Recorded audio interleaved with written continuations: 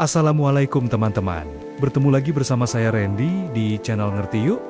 Edukasi ringan tapi bermakna. Siap buat nambah ilmu sambil santai? Let's get it. Pernah kepikiran nggak sih kenapa secangkir kopi itu harganya 25.000 bukan ya 25 aja? Nah, hari ini kita bakal ngebahas soal redenominasi rupiah. Ini ide lama yang bisa jadi bakal ngubah cara kita ngelihat duit selamanya. Yuk kita bedah bareng-bareng. Oke, kita mulai dari pertanyaan yang simple banget, tapi kena langsung ke intinya. Kenapa semangkuk mie instan itu harganya Rp15.000, bukan cuma 15? Jawabannya, ya karena nolnya itu kebanyakan. Dan isu inilah yang bikin wacana redenominasi ini, ya hidup lagi, mati lagi, terus-terusan muncul. Nah, dari masalah nol yang kebanyakan itu, muncullah solusi yang diusulkan, yaitu redenominasi. Gampangnya sih ini soal penyederhanaan. Tapi, jangan salah, ini bukan cuma sekedar potong nol doang loh, ada banyak lapisannya. Jadi, apa sih redenominasi itu? Gampangnya gini, kita buang 3 nol di belakang. Jadi, uang Rp1.000 bakal jadi Rp1. Nah, ini yang paling penting dan harus digarisbawahi. Nilainya sama sekali nggak berubah. Daya belinya tetap sama. Kalau hari ini Rp1.000 bisa beli permen, nanti Rp1 yang baru juga bisa beli permen yang sama. Jadi kekayaan Anda itu aman, nggak berkurang sama sekali. Oke, sekarang kita masuk ke bagian yang krusial banget nih. Jangan sampai ketukar antara redenominasi sama sanering. Ini dua hal yang beda 180 derajat. Sanering itu bisa dibilang trauma ekonomi kita di tahun 60-an. Itu pemotongan nilai uang secara paksa yang bikin banyak orang sengsara. Nah, kalau redenominasi, tujuannya justru sebaliknya.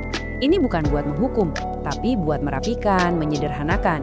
Ibaratnya yang satu potong nilai, yang satu cuma potong rambut biar lebih rapi. Faktanya, ide ini tuh bukan barang baru, udah lama banget diomongin. Pertanyaannya, kalau udah dibahas bertahun-tahun, kenapa kok sekarang, jelang 2025, jadi rame lagi? Nah, buat jawab itu, kita perlu lihat dulu nih jejak perjalanannya.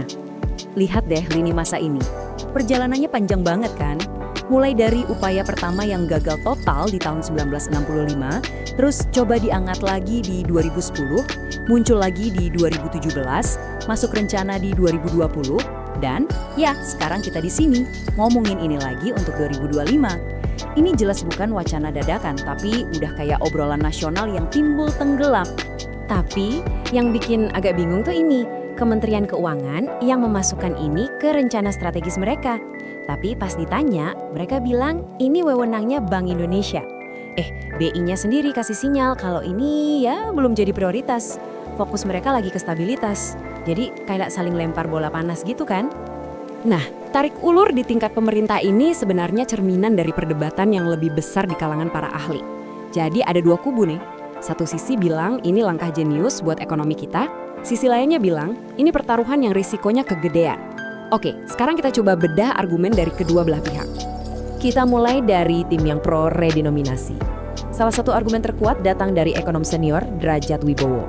Beliau bilang manfaat terbesarnya itu ada di faktor psikologis. Coba bayangin, kita bawa rupiah ke luar negeri dengan nol yang bejibun, orang lain jadi kurang percaya. Jadi ini soal gengsi, soal kredibilitas, soal kepercayaan diri kita sebagai sebuah negara di panggung dunia. Jadi kalau kita rangkum, argumen yang mendukung itu fokus ke beberapa hal. Pertama, efisiensi. Jelas, pencatatan akuntansi jadi lebih gampang, input data di komputer nggak rawan salah ketik nol, transaksi digital juga lebih ringkas. Kedua, soal kredibilitas dan citra. Dengan angka yang lebih ramping, rupiah kita jadi kelihatan lebih gagah dan setara kalau disandingin sama dolar atau euro. Dan yang ketiga, ini praktis banget buat kehidupan sehari-hari.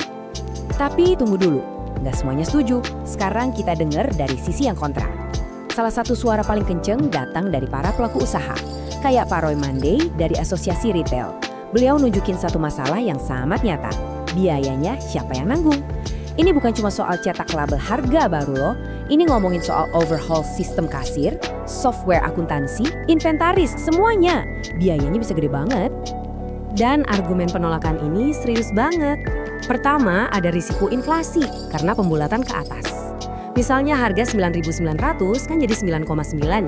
Nah, ada kekhawatiran pedagang bakal buletin aja jadi 10.000. Kelihatannya sepele, tapi kalau terjadi di semua barang, inflasi bisa naik. Kedua, yaitu tadi, biaya implementasi yang super tinggi buat bisnis. Ketiga, risiko kebingungan di masyarakat, apalagi yang literasi keuangannya belum tinggi. Dan terakhir, ada yang bilang ini prioritasnya salah. Kenapa ngurusin kosmetik mata uang kalau masalah ekonomi yang fundamental masih banyak? Dan kita harus tahu, ini bukan proyek yang bisa selesai dalam semalam.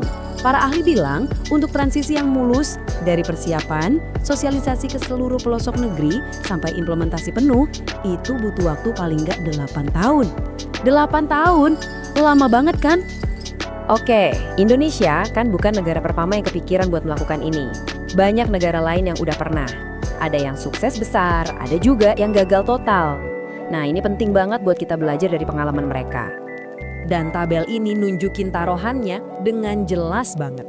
Di satu sisi, ada kisah sukses kayak Turki dan Polandia.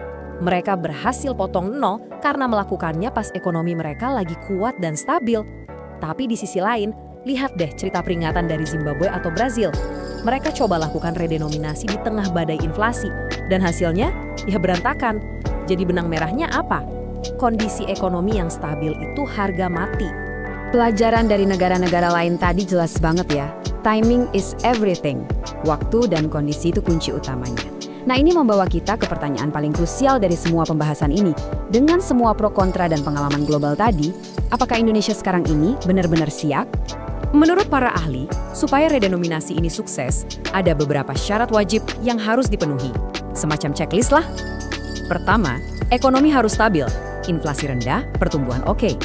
Kedua, edukasi publik yang gila-gilaan. Semua orang dari Sabang sampai Merauke harus paham, biar nggak ada panik. Ketiga, harus ada peta jalan yang super detail. Dan yang terakhir, dan mungkin yang paling penting, harus ada komitmen politik yang solid dari pemerintah dan BI.